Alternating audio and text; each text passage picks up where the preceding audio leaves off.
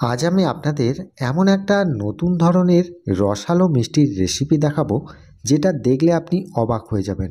এতটাই নরম তুলতুলে হয়, ভেতরে একদম রসে ভরা, মুখে দেওয়ার সাথে সাথেই মিলিয়ে যাবে। আর এই রেসিপিটা বানাতে গেলে আপনাদের এমন কিছু বেশি উপকরণও লাগবে না। শুধুমাত্র বাড়িতে আপনাদের যে উপকরণগুলো থাকে সেগুলোর মধ্যে থেকে কয়েকটা উপকরণ দিয়েই খুব সহজে এই মিষ্টিটা আপনি বানিয়ে নিতে পারবেন। তো বন্ধুরা, আমি মৃণাল, মিষ্টির কারিগর, আর আপনারা দেখছেন বেঙ্গল সুইটস চ্যানেল। তাহলে সবার প্রথমে এই রসালো মিষ্টিটা বানানোর জন্য আমি এখানে একটা পাত্রে নিয়ে নিচ্ছি 2 কাপ মেজারিং কাপে ময়দা। এই ময়দাটা ওজন করলে সাধারণত 250 গ্রামের মতো হবে, তবে আপনারা মেজারিং কাপের পরিবর্তে যে কোনো বাটি মাপ করেও ময়দাটা নিতে পারেন।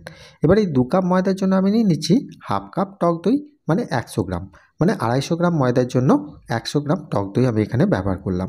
এবারে দেখুন, এই টক দইটা আমি এর মধ্যে দিয়ে দিলাম। এখানে টক দইটা আপনারা মিষ্টির দোকান থেকেও কিনে আনতে পারেন, বা বাড়িতে তৈরি করাও দিতে পারেন, অথবা প্যাকেটজাত টক দইও কিন্তু দিতে পারেন। এবারে দেখুন, টক দইটা দিয়ে দেওয়ার পর আমি এখানে নিয়েছি 1 কাপ জল। এই জলটাকে কিন্তু একটু গরম করে নিতে হবে, খুব বেশি গরম নয়, একটু হালকা গরম থাকলেই হবে।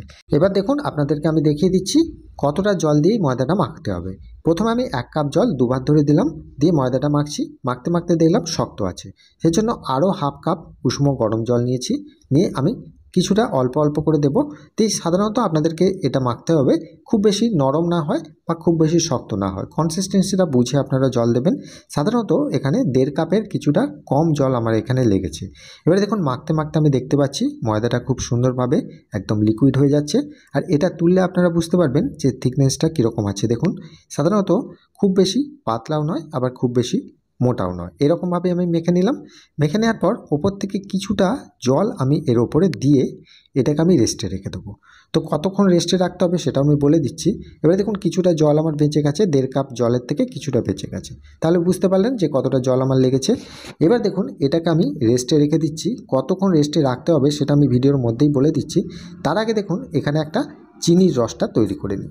এখানে সাধারণত যেহেতু আমার এখানে 2 কাপ ময়দা আছে, হাফ কাপ টক দই আছে, সেজন্য আমি এখানে ব্যবহার করব 4 কাপের মতো চিনি, আর 3 কাপের মতো জল আমি এখানে ব্যবহার করব। এখানে 4 কাপ জল দেওয়া যায়, কিন্তু 4 কাপ জলটা দিলে খুব বেশি পাতলা হয়ে যাবে। সেক্ষেত্রে আপনারা এখানে 3 কাপ জল দেবেন, মানে 4 কাপ চিনির জন্য 3 কাপ জল। এটা দিলেই কিন্তু সুন্দরভাবে রসটা হয়ে যাবে। এবারে গ্যাসের ফ্লেমটিকে লো টু মিডিয়াম রেখে আস্তে আস্তে চিনিটাকে গলিয়ে নেবেন। চিনিটা গলে গেলেই আপনারা হাতে করে নিয়ে দেখবেন যে রসটা কীরকম আছে। এই রসটা কিন্তু আপনাদেরকে সবসময় আমি দেখাই আঙুল দিয়ে, এটা কিন্তু আপনাদেরকে শেখানোর জন্য দেখাই, কারণ সবসময় আপনাদের মাথায় রাখতে হবে যে কোনো মিষ্টি তৈরি করার ক্ষেত্রে রসটা কিন্তু আপনাদেরকে পারফেক্ট চিনতে হবে। এবারে দেখুন, হাতে নিয়ে দেখলাম রসটা এখানে মিডিয়াম আছে। আর দেখুন, এখান থেকে কিছুটা গাদ, মানে রসের যে একটা ময়লা থাকে, সেটা আমি তুলে নিলাম। এটা সাধারণত একটু ভালো চিনি থাকলে খুব বেশি গাদ ওঠে না, আর যদি একটু কমা চিনি থাকে তাহলে গাদটা বেশি ওঠে। এবারে দেখুন, রসটাকে আমি একটা জায়গার মধ্যে নিয়ে নিলাম, আর এতে দিয়ে দিলাম 2টো ছোটো এলাচের মুখটা ফাটিয়ে, আর দিয়ে দিচ্ছি অল্প করে একটু ফুড কালার। ফুড কালারটা কিন্তু সম্পূর্ণ অপশনাল, আপনারা বাড়িতে তৈরি করলে ফুড কালার দেওয়ার কোনো প্রয়োজন নেই। এবার দেখুন, রসটা তৈরি করে আমি একটু সরিয়ে দিলাম। ঢাকা দিয়ে রাখবেন, রসটা গরম রাখতে হবে। আর এখানে যে ময়দাটিকে আমি ভিজিয়ে রেখেছিলাম, এটা সাধারণত আমি 24 ঘন্টা ভিজিয়ে রেখেছিলাম শীতকালের জন্য। যদি গ্রীষ্মকালে করেন 3 ঘন্টা কম রাখবেন। এবারে দেখুন, ময়দাটা যে হয়েছে সম্পূর্ণ, এটা তুললেই আপনারা দেখতে পাচ্ছেন যে কত সরলভাবে ময়দাটা পড়ছে। তার মানে কি, ময়দাটা এখন খামিতে রূপান্তরিত হয়েছে। ময়দার মধ্যে টক দই দেওয়ার কারণে ময়দাটা ফার্মেন্টেশনের মাধ্যমে এটা একদম খামিতে রূপান্তরিত হয়েছে। এই খামিটাই কিন্তু আপনাদের কাজে লাগবে, এইটাই মেন প্রসেস। এটা আপনারা ভালো করে দেখে নেবেন, তাহলেই হবে। এবার এতে যে উপকরণগুলো দিচ্ছি সেগুলো একবার ভালো করে দেখে নিন। এখানে আমি অল্প করে 1 টেবিল চামচের মতো গুঁড়ো দুধ দিলাম, আর দিয়ে দিচ্ছি ফ্লেভারের জন্য ছোটো এলাচের গুঁড়ো।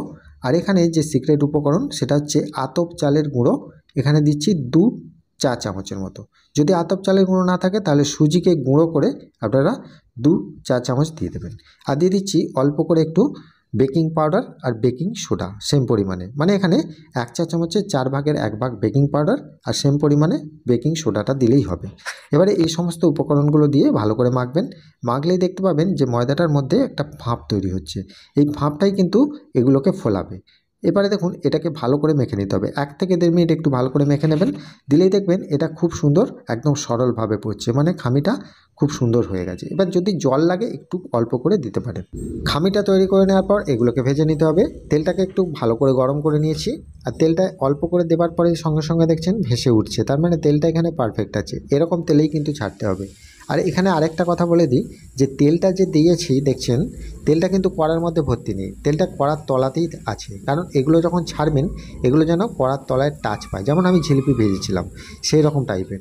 এরকম কড়ার তলায় টাচ পেলে তবে এটা একটু চ্যাপটা চপের আকারে হবে। এবারে একটা টেবিল চামচে করে বা যে কোনো চামচে করে অল্প অল্প করে নিয়ে আর এইভাবে দেবেন, দিলেই খুব সুন্দরভাবে এটা শেপ তৈরি হয়ে যাবে। আর এটাকে বেশিক্ষণ ভাজতে হবে না, 1 থেকে 1.5 মিনিটের মতো ভাজতে হবে। আর গ্যাসের ফ্লেমটিকে লো রেখে আস্তে আস্তে এটাকে উল্টে পাল্টে লাল হয়ে গেলে তখন গ্যাসের ফ্লেমটিকে একটু বাড়িয়ে দিয়ে এটাকে তুলবেন, তাহলে কিন্তু হয়ে যাবে। খুব বেশিক্ষণ এটা ভাজতে লাগে না। আর এটা যখন রসে দেবেন রসটাকে কিন্তু খুব বেশি ঠান্ডা করে ফেলবেন না, একটু মিডিয়াম গরম যেন রসটা থাকে। এবারে এরকম গোল্ডেন ব্রাউন কালার হয়ে গেলে তখন কিন্তু এটাকে ছেঁকে নিয়ে রসের মধ্যে ডাইরেক্ট দিয়ে দিতে হবে। তবে এখানে আমি বলে রাখি যখন আপনারা এটা ছেঁকে রসে দেবেন সেই সময় গ্যাসের ফ্লেমটা একটু বাড়িয়ে তারপর দেবেন। এবারে রসে দিয়ে এটাকে ডুবিয়ে দেবেন। এরপরে দ্বিতীয় ব্যাচটা আমি একই রকমভাবে ভাজবো। তো এখানে আমি বলি যদি আপনারা খুব বেশি নরম তুলতুলে না চান সেক্ষেত্রে আপনারা রসে দিয়ে 2 মিনিটের মতো রেখে দিয়ে তারপরে ছেঁকে নেবেন। মানে একটা ব্যাচ ভাজার পর যে রসে দিলেন দ্বিতীয় ব্যাচটা ভাজা হচ্ছে, যতক্ষণ টাইমটা ভাজা হচ্ছে ততক্ষণই রসে রাখবেন, তারপর ছেঁকে দেবেন। এটা হচ্ছে যদি মিষ্টিটা কম খেতে চান, মানে নরম বেশি না খেতে চান, জিলিপির মতো একটু করকরে খেতে চান, সেক্ষেত্রে এটা তো করবেন। আর যদি মনে হয় যে আমি যেরকমভাবে করেছি একদম নরম তুলতুলে সেইভাবে করতে চান তাহলে এটাকে ভিজিয়ে রাখতে হবে। আমি যেভাবে করছি দেখে নিন। এবারে দেখুন দ্বিতীয় ব্যাচটায় আমি একই রকমভাবে এইভাবে ছেড়ে দিলাম।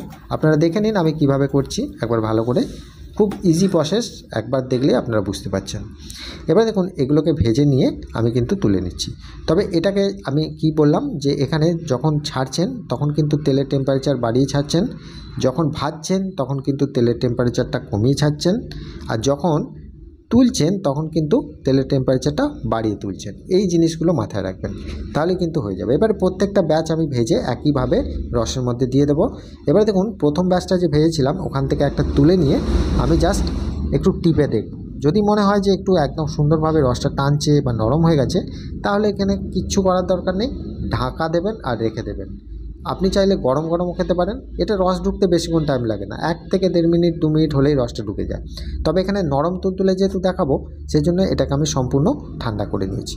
2-3 ঘন্টা ঠান্ডা করে রাখলেই একদম রসের মধ্যে রাখলেই দেখছেন যে একদম নরম তুলতুলে হয়ে গেছে, ভেতর পর্যন্ত রস ঢুকে গেছে, ভেতরে কোনো আঠিও হয়নি, একদম মুখে দিলেই মিলিয়ে যাবে।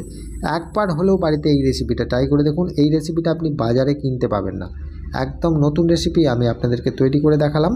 তো বন্ধুরা আজকের যে রেসিপিটা দেখলেন এই রেসিপিটার নাম হচ্ছে রসালো দই চপ, আমি নাম দিয়েছি। যদি আপনাদের যদি কোনো নাম দেওয়ার ইচ্ছা থাকে বা যদি মনে থাকে যে এই রেসিপিটার একটা নাম অন্য দেওয়া উচিত সেক্ষেত্রে আমাকে কমেন্ট বক্সে লিখে জানাতে পারেন।